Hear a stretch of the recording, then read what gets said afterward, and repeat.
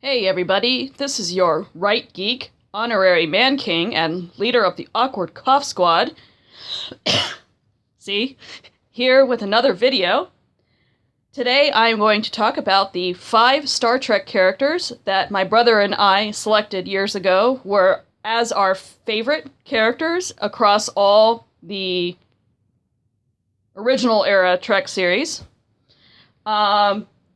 And then you guys can add your comments below discussing characters that you loved.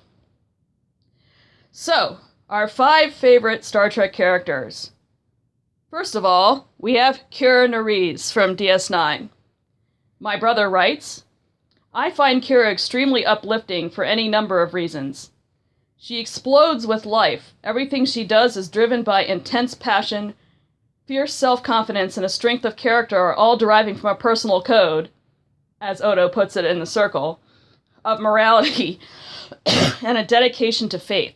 She's one of the best female characters I've ever seen in my admittedly short lifetime, showing the strength to rise above a painful childhood full of suffering and loss, the resilience to bounce back from tragedy or betrayal, as she did with Odo, following Faber the Bold, a deep passion for and loyalty to her friends and loved ones. The way she mothers Jake from time to time is a favorite example of mine.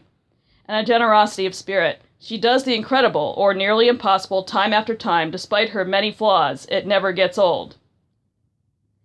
Then I concurred and added, Kira was my first girl crush.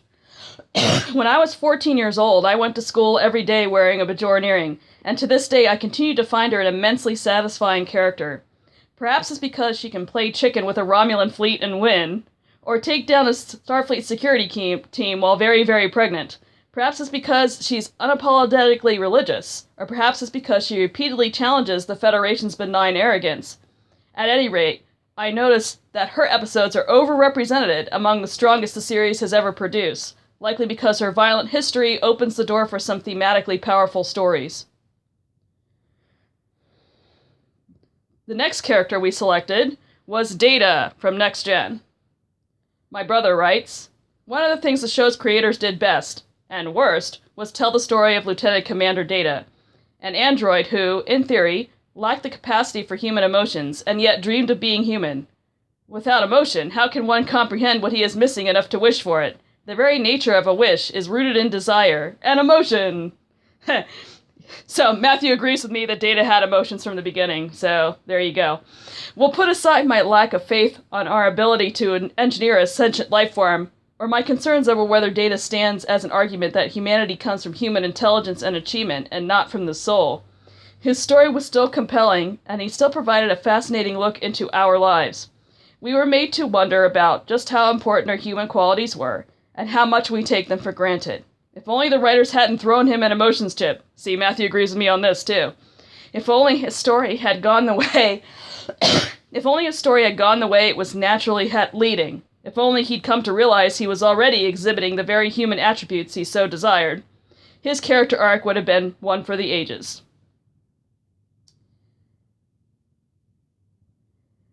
Then we selected 7 of 9 from Star Trek Voyager.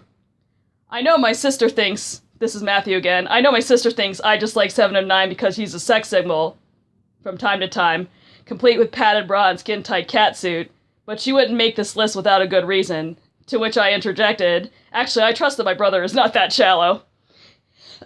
In fact, I think 7 of 9's character went a long way towards saving Voyager from descending into unwatchable territory as a franchise. The series' resurrection begins with the departure of weak-willed, yawn-fest Kes and the arrival of a much more meaningful outside perspective on humanity.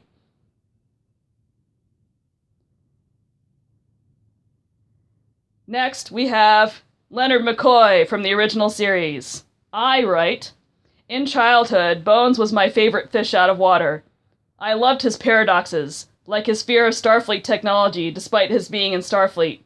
I loved his frankness. For example, the only reason I like the Immunity Syndrome to this day is that it contains a hilarious moment in which McCoy hollers over the comm line, "Shut up, Spock, we're rescuing you!" McCoy always did get all the best lines. And speaking of Spock, I also loved the way McCoy needled Spock at every opportunity, yet respected and loved him deep down.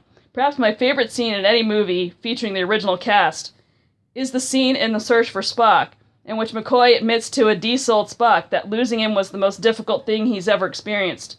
But most of all, I loved how brave McCoy truly was. I will never forget, for instance, how he submitted himself to torture in The Empath to rescue Kirk and Spock from a similar fate. And then lastly, the Sisko, from DS9, obviously. We like the Sisko because he's a badass. But more importantly, we appreciate him because he's a bridge between utopianism and frontier pragmatism, and between Federation secularism and Bajoran religiosity. Watching him grapple with the conflict between these poles is really fascinating, and by the way, he does it ably. From the very beginning, Sisko seemed to know exactly how to deploy the diverse people who lived and worked on the station, even Quark. And he always exhibited the very open-mindedness a lot of Trek writers think they demonstrate.